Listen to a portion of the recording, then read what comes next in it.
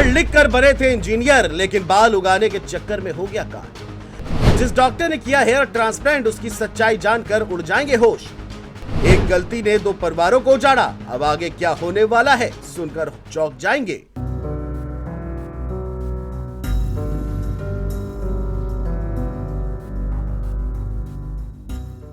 अगर आप भी गंजेपन को खत्म करने के लिए किसी डॉक्टर से मिल रहे हैं, बाल उगाने की कोशिश कर रहे हैं, तो जरा सावधान हो जाइए, क्योंकि कानपुर से जो खबर सामने आई है वो आपके रोंगटे खड़ी कर देगी। आप ये सोचने पर मजबूर हो जाएंगे कि आखिर कोई डॉक्टर इतना नीचे कैसे गिर सकता है। कैसे दो इंजीनियर की जिंदगी मौत में तब्दील हो गई, हंसता खेलता परिवार अनाथ हो गया। इसकी हकीकत आपको हिला देगी।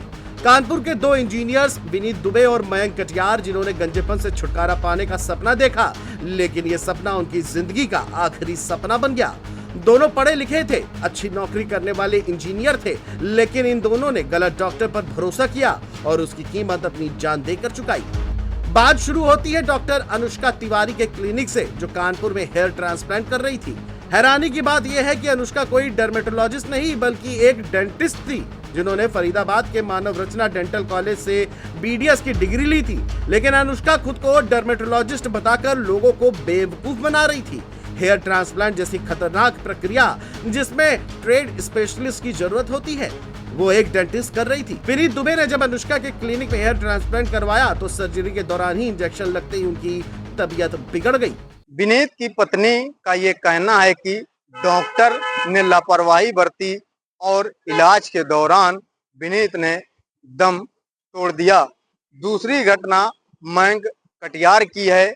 मयंक की मां की अगर बात करें तो उन्होंने कहा कि सर्जरी के बाद मयंक को रात भर दर्द हुआ और सूजन की शिकायत थी। इस मामले में एक मरीज से बात की तो उन्होंने बहुत बड़ा खुलासा किया है। जी हाँ, मैंने एम्पायर क्लिनिक से ही हेयर ट्रांसप्लांट कराया है और वो अनुष्का मैम जी का क्लिनिक है। वहाँ पे जो मेरा हेयर ट्रांसप्लांट हुआ, वहाँ पे मुझे ऐसा लगा जैसे जो हेयर ट्रांसप्लांट करते हैं लड़के, वो कोई प्रोफेशनल नहीं है और वो किसी डॉक्टर के यहाँ रहकर वो काम सीख आए हैं। और जिन्होंने मेरा ट्रांसप्लांट भी अच्छा नहीं हुआ और मेरे अच्छे हेयर भी नहीं आए। तो मुझे नहीं लगता कि उनमें से किसी के पास डिग्री है इन कामों को लेके। वो कहीं ना कहीं से वो कारीगर टाइप के लड़के हैं जो मैम को कहीं से मिल गए हैं और वो उन्हीं के माध्यम से हेयर ट्रांसप्लांट का वो अपना क्लिनिक चला रही हैं।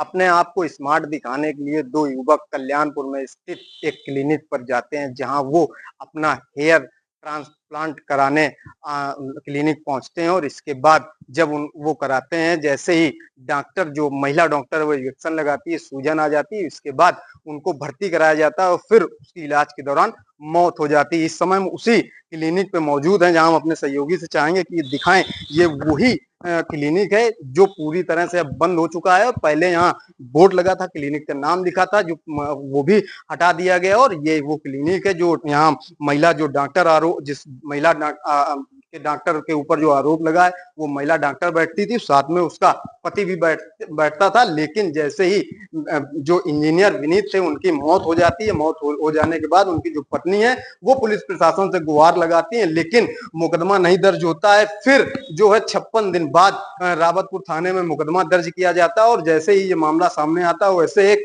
दूसरा मामला फिर सामने आ जाता है। फरकाबाद का जो इंजीनियर था, जिसका नाम मयंक था, उसकी भी मौत हो जाती है। उसने भी यही इसी क्लिनिक में आके, जो महिला डॉक्टर हैं आरोपी तिवारी, इन्हीं के पास आता है और इन्हीं के पास वो करवाता है और इसके बाद उसकी भी मौत हो जाती है। हालांकि उनके जो परिजन है, वो पुलिस कमिश्नर के यहाँ शिकायत करने पहुंचे थे, एप्लीकेशन दी है। पुलिस ने यह आश्वासन दिया है कि जांच की जाएगी और जांच के बाद मुकदमा दर्ज किया जाएगा। और इसके बाद जो सीएमओ कानपुर नगर के हैं, उन्होंने 3 सदस्यीय टीम जो है गठित की है जांच के लिए और उन्होंने ये कहा है कि इसकी जांच कराई जाएगी और जांच कराने के बाद जो है कार्रवाई की जाएगी। पुलिस ने अनुष्का के खिलाफ एफआईआर दर्ज की और जांच चल रही है, लेकिन सवाल यह है कि ऐसी लापरवाही करने वाले कितने और डॉक्टर आजाद घूम रहे हैं। जब इस मामले में एसीपी अभिषेक पांडे से बात की तो उन्होंने क्या कुछ कहा, वो भी सुनिए। संपर्क करने की कोशिश की जा रही है कि यदि उनके पास कोई साक्ष्य हो, या अभी ये प्रश्न ये भी है कि क्या वो इसके लिए एलिजिबल थे, वो डॉक्टर जो एलिजिबल थी कि वो हेयर ट्रांसप्लांट कर सके। इसके लिए उनसे डिग्री के लिए भी विवेचक प्रयास कर रहे हैं। वर्तमान में उनके द्वारा एक लिखित जो ये कि अपना बयान भेजा गया है और जो विवेचक के पास एक डिग्री प्राप्त हुई है वो बीडीएस से संबंधित है, जो कि मानव रचना कॉलेज फरीदाबाद से उन्होंने बीडीएस की डिग्री प्राप्त की हुई है और वो पेशे से डेंटिस्ट थी। अभी तक हमारे पास कोई ऐसा साक्ष्य नहीं मिला है जिसमें इससे साबित होता हो कि ये हेयर ट्रांसप्लांट करने के लिए एलिजिबल थी। विवेचना की जा रही है और जो भी इसमें अन्य इस तरह के साक्ष्य संकलन है उसके प्रयास किए जा रहे हैं।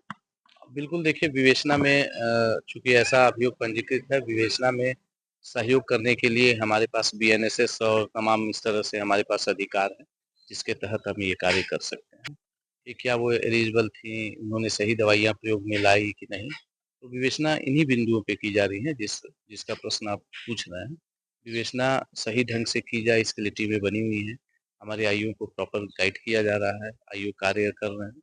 जो भी इसमें सही तथ्य आएँगे उसके आधार पर इसमें हम लोग निष्कर्ष तक पहुँचेंगे। जल्द ही डॉक्टर की गिरफ्तारी हो जाएगी, लेकिन यह मुद्दा अब सुर्खियों में बन गया है।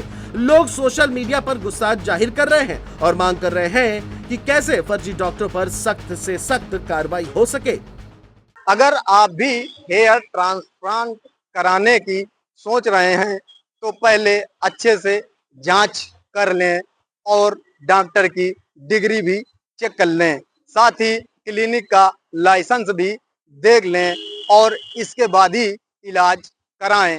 जिस डॉक्टर ने दोनों के साथ ऐसा कांड किया है उसके साथ कैसा सलूक होना चाहिए और कैसी सजा मिलनी चाहिए, कमेंट बॉक्स में जरूर बताएं। वीडियो जर्नलिस्ट राजेश यादव के साथ दीपक यादव, जेएमडी न्यूज कानपुर।